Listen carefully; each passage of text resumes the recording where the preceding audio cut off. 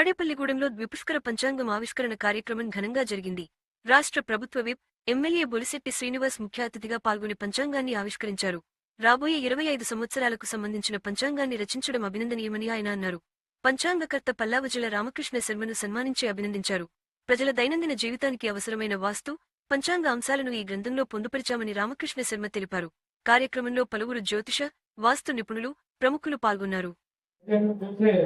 మరి మనకి ముహూర్తాలు పెట్టడం కానీ, మన ప్రయాణానికి అనుమైన రోజులు కానీ, వ్యాపారానికి అనుమైన రోజులు కానీ మనకి పూర్తించేటువంటి ఇలాంటి పంచాంగాన్ని దానికంలో 25 సంవత్సరాలు ఆవిష్కరించడం మేము చాలా గ్రేట్ గా ఫీల్ అవుతూ, మరి ఏదైతే పుస్తకం మరి ప్రపంచానికి జ్ఞానాన్ని అందించేదిగా ఉన్నందుకు ఇక్కడ మీరు రాసినందుకు మేము కూడా అభిప్రాయం తెలియజేస్తూ తెలియజేస్తున్నాం.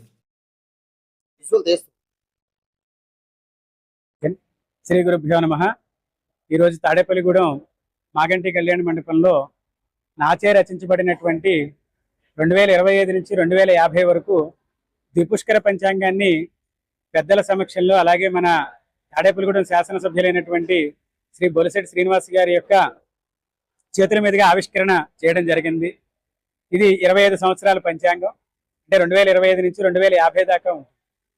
ఇందులో ముహూర్తాలు గ్రేడుల వారీగా ముహూర్తాలు ఉంటాయి. అంటే మంచి ముహూర్తమా చెడ్డ ముహూర్తం అనేది కూడా ఇందులో తెలుసుకోవడానికి చాలా అవకాశాలు ఉంటాయి. అలాగే ప్రతి సంవత్సరం కూడా మీకు పంచాంగం ఏ విధంగా అయితే ఉంటుందో 25 సంవత్సరాలకి కూడా పంచాంగం అలాగే ఉంటుంది. అలాగే ఇందులో దేశగోచారం ఉంటుంది. అంటే మన దేశంలో కానీ మన రాష్ట్రాల్లో కానీ మంచి జరుగుతుందా చెడు జరుగుతుందా, వాటి యొక్క విశేషాలు ఏమిటి మొదలైనటువంటివన్నీ కూడా ఇందులో ఉంటాయి.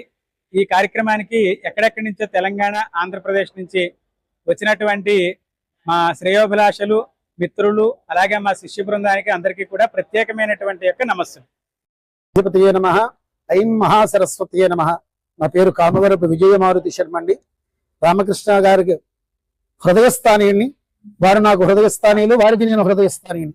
మరి తెలంగాణ భద్రాచలం దగ్గర దమ్మపేట. వారిలో ఉన్నటువంటి ప్రతిభ ఇప్పటిది కాదండి, ఎప్పటి నుంచో వస్తున్నటువంటిది. నాకు 90 నుంచి వారి పరిచయం, 1992 దగ్గర నుంచి వారు నాకు పరిచయం. అప్పటి నుంచి ఇప్పటిదాకా ఒకే బాటలో, ఒకే సిద్ధాంతంలో, అందున దృక్ సిద్ధాంతంలో ప్రయాణిస్తున్నటువంటి మేము వారు ఈ 25 సంవత్సరాల పంచాంగం రచించడం అన్నది మామూలు విషయం కాదని, అది వాస్తవ దృక్ పద్ధతిలో సశాస్త్రీయమైనదని, దాన్ని అందరూ వినియోగించుకోవాలని, దానిలో ఏ క్లాస్ దగ్గర నుంచి ప్రతి గ్రేడ్ వారీగా నిత్య తిథులే కాకుండా ముహూర్తాలు కూడా ఇవ్వటం జరిగింది.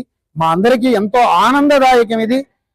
మేము కూడా మరో ప్రయత్నంలో వారి వలనే 50 సంవత్సరాల పంచాంగం కూడా వేద్దామన్న వారిని చూసే మాకు ఆ ప్రేరణ కలిగిందని సభాముఖంగా తెలియజేసుకుంటున్నాం.